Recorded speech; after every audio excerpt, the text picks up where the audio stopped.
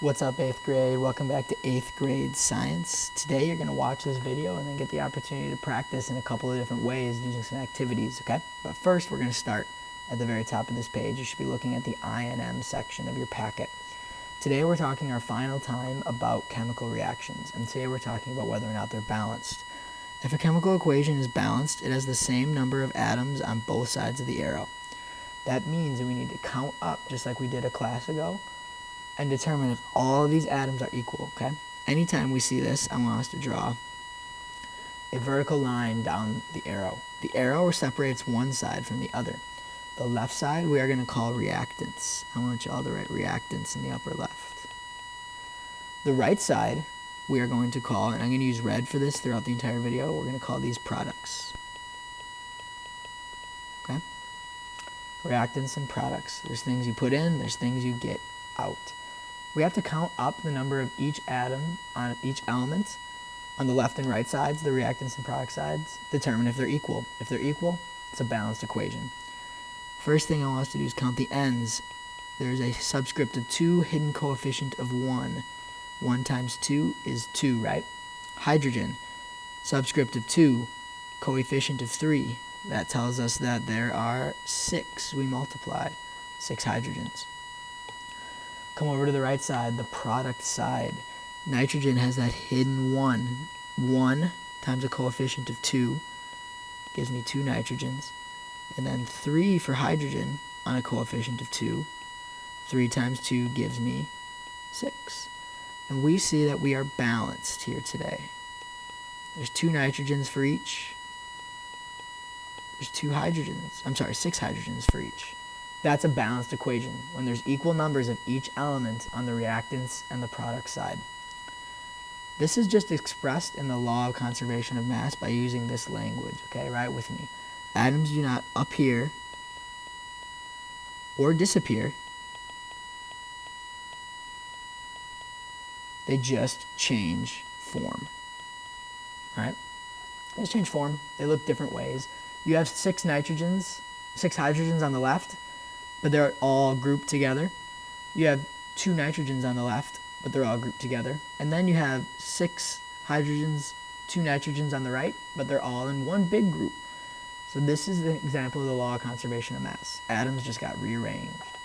You're going to use the law of conservation of mass also to figure out problems mathematically. Okay? Mass of reactants equals mass of products. So anytime you see a problem like this, I want you to still draw your line. So I'm going to draw all the way down for both A and B. Separate reactants and products. The total mass of reactants that gets put in has to equal the total mass of products you get out. Right here, we have to add up our total mass of reactants on the left side of the arrow. That is 10 plus 3.4. Quick math tells us that is 13.4 grams. That has to be equal to the right side, the product side. That means all of that mass comes out as water. Comes out as H2O. Got to make the left and the right sides the same number. We're going to try a second example that's trickier. Here we need to add up our CH4 and our O2. 12.2 plus 14.0. Quick math tells us that is 26.2 grams. And now we need to figure out the same on the right side. We need to figure out how much CO2 we have, but already 20 of our grams in the product side are water. We had 26.2 total in the reactant side. Our problem tells us we already know 20 of that's water. How much of it's CO2? Just subtract.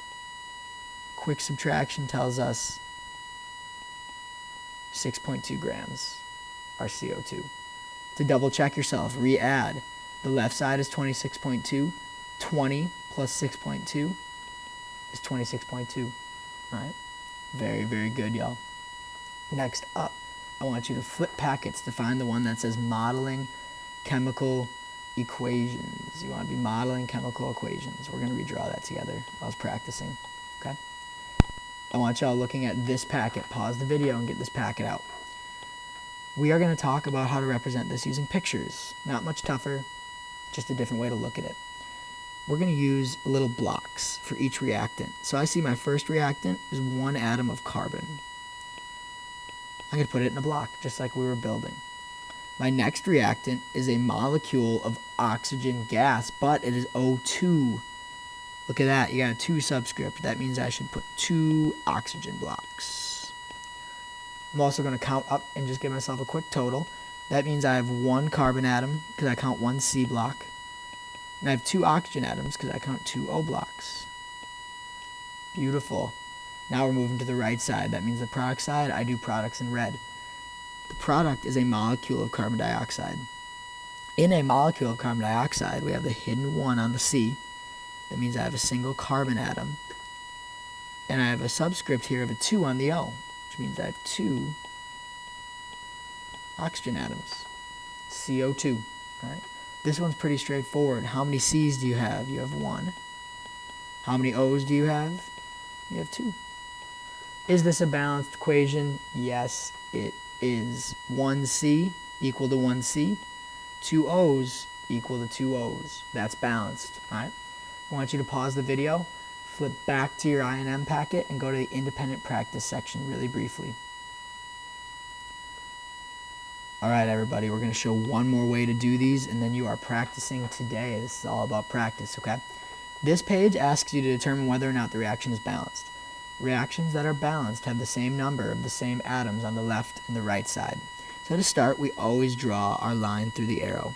Separate the reactants from the products. How many NAs do we have on the left side? We've got 2.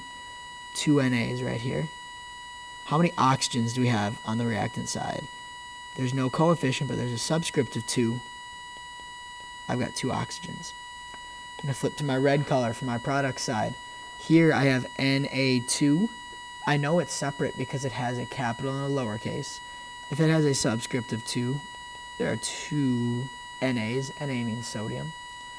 And then how many oxygens do we have? This is where it gets tricky. We have that hidden 1. There's only 1 oxygen here. I should see and you should see a difference. Oxygen is 2 on the left, 1 on the right.